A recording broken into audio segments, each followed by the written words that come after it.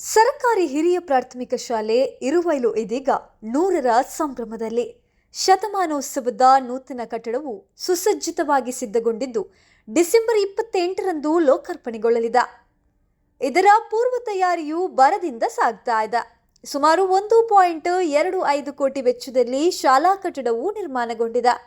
ವಿವೇಕ ಕೊಠಡಿ ಯೋಜನೆಯಡಿ 41.7 ಲಕ್ಷ ಶಾಸಕ ಉಮಾನಾಥಿ ಕೋಟ್ಯಾನ್ ಅವರ ಅನುದಾನದಲ್ಲಿ ಹಾಗೂ ಹಳೆ ವಿದ್ಯಾರ್ಥಿಗಳು ದಾನಿಗಳನ್ನು ಒಟ್ಟುಗೂಡಿಸಿ ಶಾಲಾ ಕಟ್ಟಡ, ಅಕ್ಷರ ದಾಸೋಹ, ಕಾಂಪೌಂಡ್, ಶಾಲಾ ಗೇಟ್, ಶೌಚಾಲಯ, ಶುದ್ಧ ಕುಡಿಯುವ ನೀರಿನ ವ್ಯವಸ್ಥೆ ಹಾಗೂ ವಿದ್ಯಾರ್ಥಿಗಳಿಗೆ ಫ್ಯಾನ್, ಡೆಸ್ಕ್ ಮಾತ್ರ ಅಲ್ಲದೆ ಗ್ರಂಥಾಲಯ ವ್ಯವಸ್ಥೆಯನ್ನ ಕಲ್ಪಿಸಲಾಗಿದೆ.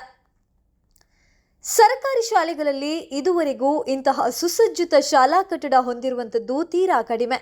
ಯಾವುದೇ ಖಾಸಗಿ ಶಾಲೆಗಳಿಗೆ ಕಡಿಮೆ ಇಲ್ಲವೆಂಬ ಸರ್ಕಾರಿ ಶಾಲೆಯನ್ನ ಮಾದರಿ ಶಾಲೆಯನ್ನಾಗಿರಿಸಿರುವುದು ಅಭಿನಂದನೀಯ. 1922ರಲ್ಲಿ ಇರುವೈಲು ಕಿಟ್ಟುಬೆಟ್ಟು ಮೀನಾಕ್ಷಿ ಎಂಬವರ ಗದ್ದೆಯಲ್ಲಿ 1ರಿಂದ 5ನೇ ತರಗತಿಯವರೆಗೆ ಆರಂಭಗೊಂಡಂತಹ ತರಗತಿ ಸುಮಾರು 65 ವಿದ್ಯಾರ್ಥಿಗಳನ್ನ ಒಳಗೊಂಡಿತ್ತು. ನಂತರದ ದಿನದಲ್ಲಿ ಶಾಲಾ ಕಟ್ಟಡವು ಪ್ರಸಕ್ತ ಈಗಿರುವ ಸ್ಥಳದಲ್ಲಿ 6 ಹಾಗೂ 7ನೇ ತರಗತಿ ಹಾಗೂ 2007-8ರ ಅವಧಿಯಲ್ಲಿ 8ನೇ ತರಗತಿಗೆ ಉನ್ನತೀಕರಣಗೊಂಡಿತ್ತು. 100ರ ಗಡಿ ದಾಟಿರುವ ಸರ್ಕಾರಿ ಶಾಲೆಯನ್ನ ಹಳೆ ವಿದ್ಯಾರ್ಥಿಗಳು, ದಾನಿಗಳು ಒಟ್ಟುಗೂಡಿ ನಮ್ಮೂರ ಶಾಲಾ ವಿದ್ಯಾರ್ಥಿಗಳು ಉತ್ತಮ ಶಿಕ್ಷಣವನ್ನ ಪಡಿಬೇಕು, ಯಾವುದೇ ಸವಲತ್ತುಗಳು ಕಡಿಮೆಯಾಗಬಾರದೆಂಬ ಸದುದ್ದೇಶವನ್ನ ಇಟ್ಟುಕೊಂಡು ನೂತನ ಕಟ್ಟಡವನ್ನ ಕಟ್ಟಲು ಶ್ರಮಿಸ್ತಾ ಇದ್ದಾರೆ. ಈ ಕಾರ್ಯವೈಖರಿಗೆ ಊರ ಪರವೂರ ದಾನಿಗಳು, ಪೋಷಕರು, ಶಿಕ್ಷಕ ವೃಂದವು ಶ್ಲಾಘಿಸಿದ್ದಾರೆ. ಈ ಬಾರಿ ಆಂಗ್ಲ ಮಾಧ್ಯಮ ಶಿಕ್ಷಣ ಆರಂಭಿಸಲು ಸರ್ಕಾರವು ಅನುಮೋದನೆಯನ್ನ ನೀಡಿದೆ. ಇಲ್ಲಿ ಒಟ್ಟು 6 ಶಿಕ್ಷಕರು ಹುದ್ದೆ ಇದ್ದು ಕಾರ್ಯನಿರ್ವಹಿಸುವ ಶಿಕ್ಷಕರು 5. ಸರ್ಕಾರವು 1 ಅತಿಥಿ ಶಿಕ್ಷಕರನ್ನ ನೀಡಿದೆ. ಆದರೆ ಮತ್ತೊಬ್ಬ ಗೌರವ ಶಿಕ್ಷಕರಿಗೆ ಊರಿನ ದಾನಿಗಳು ತಿಂಗಳ ವೇತನವನ್ನ ನೀಡುವ ಜವಾಬ್ದಾರಿಯನ್ನ ವಹಿಸಿಕೊಂಡಿದ್ದಾರೆ. ಊರಿನ 10 ಗಣ್ಯರು, ಹಳೆ ವಿದ್ಯಾರ್ಥಿಗಳು ಈ ಉತ್ತಮ ಕಾರ್ಯಕ್ಕೆ ಸಹಕರಿಸಿದ್ದಾರೆ. ಆಂಗ್ಲ ಭಾಷಾ ಶಿಕ್ಷಕರಿಗೆ ಪೋಷಕರು ಧನ ಸಹಾಯ ಒಟ್ಟುಗೂಡಿಸಿ ಆಂಗ್ಲ ಶಿಕ್ಷಕರ ತಿಂಗಳ ವೇತನಕ್ಕೆ ಕೈ ಜೋಡಿಸಿದ್ದಾರೆ. ಪ್ರಸಕ್ತ ಮುಖ್ಯ ಶಿಕ್ಷಕರಾಗಿ ಅನಂತ ಭಟ್ಟ ಪುತ್ತಿಗೆ ಕಾರ್ಯನಿರ್ವಹಿಸ್ತಾ ಇದ್ದು, ಸುನಿಲ್ ಕುಮಾರ್ ಕಟ್ಟಣಿಗೆ ಶಾಲಾ ಎಸ್ಟಿಎಂಸಿ ಅಧ್ಯಕ್ಷರಾಗಿದ್ದಾರೆ. ಹಳೆ ವಿದ್ಯಾರ್ಥಿ ಮಹಾನ್ ದಾನಿ ತಾರನಾಥ ಪೂಜಾರಿ ಇರುವೈಲು ಶತಮಾನೋತ್ಸವ ಕಟ್ಟಡದ ರೂವಾರಿ.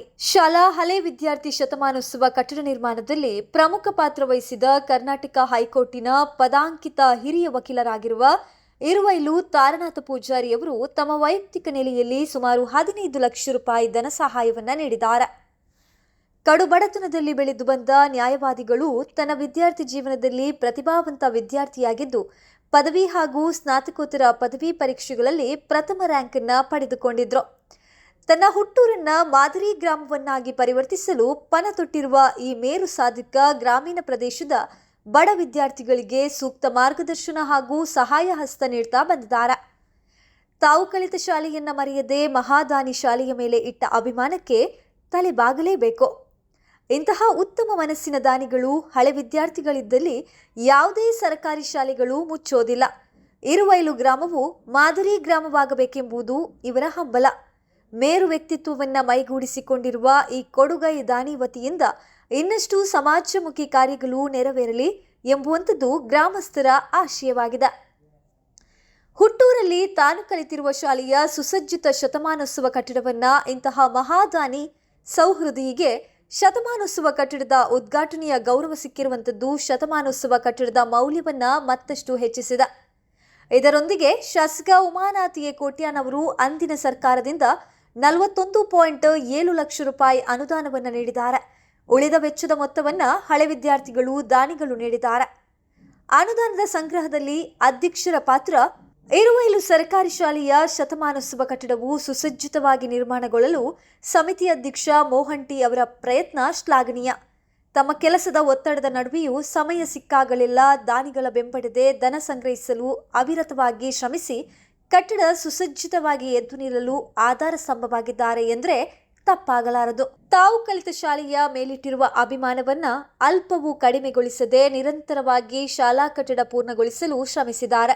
ಇವರ ಮುತುವರ್ಜಿಯಿಂದ ಊರ ಪರವೂರ ದಾನಿಗಳು, ಹಳೆ ವಿದ್ಯಾರ್ಥಿಗಳು ಬೆಂಬಲವಾಗಿ ನಿಂತು ಸಹಕರಿಸಿದ್ದಾರೆ. ಈ ಸರ್ಕಾರಿ ಶಾಲೆಯು ಯಾವ ಖಾಸಗಿ ಶಾಲೆಗಳಿಗೆ ಏನೂ ಕಡಿಮೆ ಇಲ್ಲ ಎಂಬಂತಿದೆ. ಇಡೀ ತಾಲೂಕಿನಲ್ಲಿ ಸರ್ಕಾರಿ ಶಾಲೆಯು ಇಂತಹ ಸುಸಜ್ಜಿತ ಕಟ್ಟಡವನ್ನ ಹೊಂದಿಲ್ಲ. ಖಾಸಗಿ ಶಾಲೆಗಳನ್ನೇ ಮೀರಿಸಬಲ್ಲ ಕಟ್ಟಡವಾಗಿ ನಿರ್ಮಾಣಗೊಂಡಿದೆ. ಇರುವೈಲು ಸರ್ಕಾರಿ ಶಾಲೆ ಇದೀಗ ಆಂಗ್ಲ ಮಾಧ್ಯಮಕ್ಕೂ ಸರ್ಕಾರದಿಂದ ಅನುಮೋದನೆಯನ್ನ ಪಡೆದುಕೊಂಡಿದೆ. ಇನ್ನು ಮುಂದೆ ಇಲ್ಲಿನ ವಿದ್ಯಾರ್ಥಿಗಳು ದೂರದ ನಗರಕ್ಕೆ ಹೋಗಿ ಆಂಗ್ಲ ಶಿಕ್ಷಣ ಪಡೆಯಬೇಕೆಂದಿಲ್ಲ. ಇಲ್ಲಿಯೇ ಉತ್ತಮ ಗುಣಮಟ್ಟದ ಆಂಗ್ಲ ಭಾಷೆ ಶಿಕ್ಷಕರನ್ನೊಳಗೊಂಡ ಶಿಕ್ಷಣ ವ್ಯವಸ್ಥೆ ಇದೆ. ವಿದ್ಯಾರ್ಥಿಗಳಿಗೆ ಅರ್ಥಪೂರ್ಣ ಕಲಿಕೆಯನ್ನ ನೀಡುವಲ್ಲಿ ಶಿಕ್ಷಕರು ಉತ್ತಮ ಕೊಡುಗೆಯನ್ನ ನೀಡ್ತಾ ಇದ್ದಾರೆ. ದಕ್ಷಿಣ ಕನ್ನಡ ಜಿಲ್ಲಾ ಪಂಚಾಯತ್ ಹಿರಿಯ ಪ್ರಾಥಮಿಕ ಶಾಲೆ ಇದು ಸಾವಿರಾರು ಜನರಿಗೆ ವಿದ್ಯೆ ನೀಡಿ ಸಮಾಜದಲ್ಲಿ ಭದ್ರವಾಗಿ ನೆಲೆಯೂರಿ ಸಮಾಜದಲ್ಲಿ ಒಂದು ಸ್ಥಾನಮಾನ ಕಂಡುಕೊಳ್ಳುವಂತೆ ಮಾಡಿದಂಥ ಒಂದು ವಿದ್ಯಾಸಂಸ್ಥೆ. 1922ರಲ್ಲಿ ಆರಂಭಗೊಂಡ ಈ ಸಂಸ್ಥೆ 2022ಕ್ಕೆ 100 ವರ್ಷಗಳನ್ನು ಪೂರೈಸಿದೆ. ಆ ಸಂದರ್ಭದಲ್ಲಿ ನಾವು ಈ ಸಂಸ್ಥೆಯಲ್ಲಿ ಕಲಿತ ವಿದ್ಯಾರ್ಥಿಗಳೆಲ್ಲ ಸೇರಿ ಏನಾದರೂ ನಮ್ಮ ಶಾಲೆಗೆ ನಮ್ಮ ಕೊಡುಗೆ ನೀಡಬೇಕು, ನಮ್ಮ ಋಣ ಸಂದಾಯ ಮಾಡಬೇಕು, ಆ ಮೂಲಕ ಇಲ್ಲಿ ಕಲಿಯುವ ಮಕ್ಕಳ ಬಾಳಿಗೆ ಬೆಳಕಾಗಬೇಕು ಅಂತ ಒಂದು ನಿಟ್ಟಿನಲ್ಲಿ ನಾವು ಊರವರೆಲ್ಲ ಸೇರಿ ಒಂದು ನಿರ್ಣಯ ಮಾಡಿದ್ದೇವೆ. ಅದರಂತೆ 2022ರಲ್ಲಿ ನಾವೆಲ್ಲ ಊರಿನ ಹಳೆ ವಿದ್ಯಾರ್ಥಿಗಳು ಮತ್ತು ಊರಿನ ಸಮಾಜ ಬಾಂಧವರನ್ನೆಲ್ಲ ಸೇರಿಸಿ ನಾವೊಂದು ಸಮಿತಿಯನ್ನು ರಚನೆ ಮಾಡಿದ್ವಿ. ಆ ಸಮಿತಿಯಲ್ಲಿ ನಾನು ಅಧ್ಯಕ್ಷನಾಗಿ ಆಯ್ಕೆ ಆಗಿದ್ದೇನೆ ಮತ್ತು ನನ್ನೊಟ್ಟಿಗೆ ತಾರನಾಥ್ ಪೂಜಾರಿ, IC ಶೆಟ್ಟಿ ಮತ್ತು ದಿವಾಕರ್ ಪ್ರಭು ಮುಂತಾದವರು ಹಾಗೂ ಗೌರವಾಧ್ಯಕ್ಷರಾಗಿ, ಹಾಗೂ ಕುಮಾರ್ ಪೂಜಾರಿ, ದಿನೇಶ್ ಶೆಟ್ಟಿ, PM ಆಲಿ ಮುಂತಾದವರು ಉಪಾಧ್ಯಕ್ಷರಾಗಿ, ಹಾಗೂ ಕಾರ್ಯದರ್ಶಿಯಾಗಿ ನವೀನ್ ಅವರು ಮುಂತಾದ ಒಂದು ಒಳ್ಳೆ ಸಮಿತಿಯನ್ನು ರಚನೆ ಮಾಡಿ ನಾವು ಒಂದು ದೊಡ್ಡ ನಿರ್ಧಾರವನ್ನು ತಗೊಂಡ್ವಿ. ಏನಂದ್ರೆ ಈ 100 ವರ್ಷದ ಸಂದರ್ಭದಲ್ಲಿ ನಮ್ಮ ಹಳೆ ಶಾಲೆ ತುಂಬಾ ಶಿಥಿಲಾವಸ್ಥೆಯಲ್ಲಿತ್ತು. ಅದನ್ನು ಸಂಪೂರ್ಣವಾಗಿ ಡೆಮೋಲಿಷ್ ಮಾಡಿ ಹೊಸದಾಗಿ 1.25 ಕೋಟಿ ವೆಚ್ಚದಲ್ಲಿ 1,25,00,000 ವೆಚ್ಚದಲ್ಲಿ ಹೊಸದಾಗಿ ಒಂದು ಶಾಲೆಯನ್ನು ನಿರ್ಮಾಣ ಮಾಡುವುದಂತ ಒಂದು ದೊಡ್ಡ ನಿರ್ಧಾರವನ್ನು ತಗೊಂಡಿದ್ವಿ. ಅದರಂತೆ ನಾವು ಸತತ ಪ್ರಯತ್ನದ ಮೂಲಕ ನಮ್ಮ ಕ್ಷೇತ್ರದ ಶಾಸಕರನ್ನು ಭೇಟಿಯಾಗಿ ನಾವು ಒಂದು 41.7 ಲಕ್ಷದ ಅನುದಾನವನ್ನು ಶಾಸಕರ ಸರ್ಕಾರದಿಂದ ಒಂದು ಈ ಶಾಲೆಗೆ ಅನುದಾನವನ್ನು ತರಿಸಿದ್ವಿ. ಉಳಿದಂತೆ ನಮ್ಮ ಗೌರವಾಧ್ಯಕ್ಷರಾದ ತಾರನಾಥ್ ಪೂಜಾರಿ ಅವರು ಏಕಾಂಗಿಯಾಗಿ 15 ಲಕ್ಷವನ್ನ ನೀಡಿದ್ದಾರೆ. ಇನ್ನು ಉಳಿದಂತೆ ಒಂದು ನಮ್ಗೆ ಎಸ್ಕೇಪ್ ಅಂತ ಒಂದು ಸಂಸ್ಥೆ ಅವರ CSR ಫಂಡ್ ಅಲ್ಲಿ 5 ಲಕ್ಷ. ಈಗ ಅಲ್ಲದೆ ಹಳೆ ವಿದ್ಯಾರ್ಥಿ ಮತ್ತು ದಾನಿಗಳು ಯಥೇಚ್ಛವಾಗಿ ನಮ್ಗೆ ತುಂಬಾ ಸಹಕಾರ ಕೊಟ್ಟಿದ್ದಾರೆ. ಆದ್ರಿಂದ ಸುಮಾರು 1 ಲಕ್ಷ ಮೇಲ್ಪಟ್ಟು 10-15 ಜನರಿಗಿಂತಲೂ ಹೆಚ್ಚಿನ ಜನರು ತಾವು ಕಲಿತ ಈ ಶಾಲೆಯ ಋಣ ಸಂದಾಯ ಮಾಡ್ಲಿಕ್ಕೆ ನಮ್ಗೆ ನೀಡಿ ಸಹಕಾರ ಮಾಡಿದ್ದಾರೆ.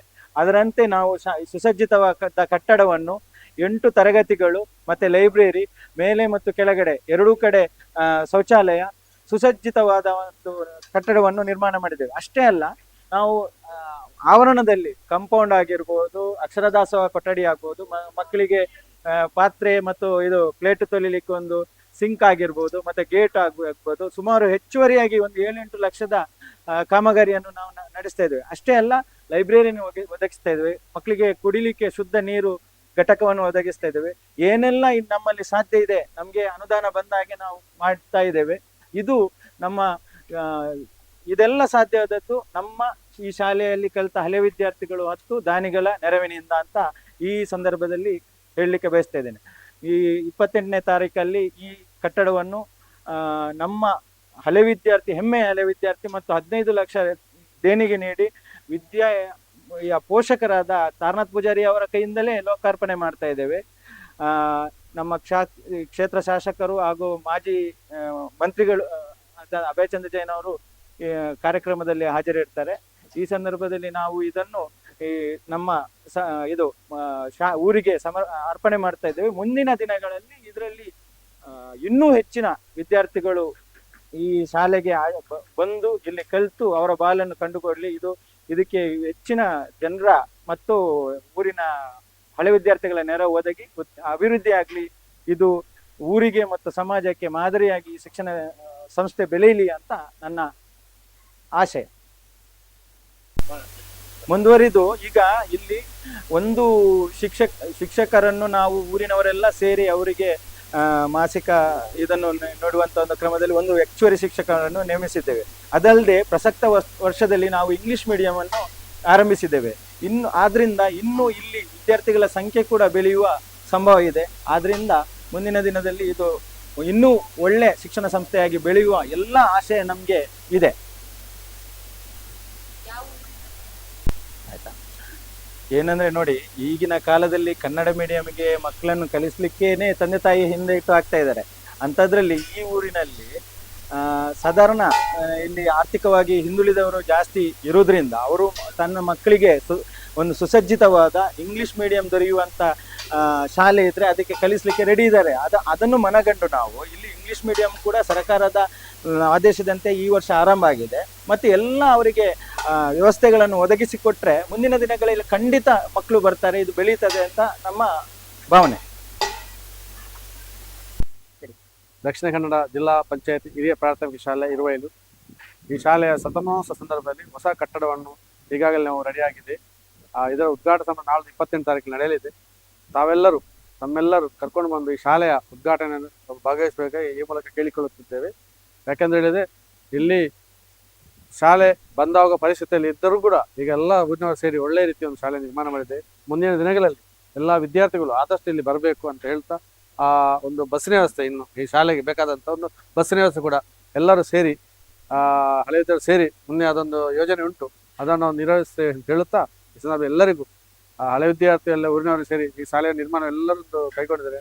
ಎಲ್ಲರಿಗೂ ವಂದಿಸುತ್ತಾ ನನ್ನೆರಡು ಮಾತನ್ನು ನಿಲ್ಲಿಸ್ತೇನೆ. ಜೈ ಹಿಂದ್, ಜೈ ಕರ್ನಾಟಕ. ದಕ್ಷಿಣ ಕನ್ನಡ ಜಿಲ್ಲಾ ಹಿರಿಯ ಪ್ರಾಥಮಿಕ ಶಾಲೆ ಇರುವೈಲು ಇದರ ಉದ್ಘಾಟನಾ ಸಮಾರಂಭಕ್ಕೆ ಶುಭ ಕೋರುತ್ತೇನೆ.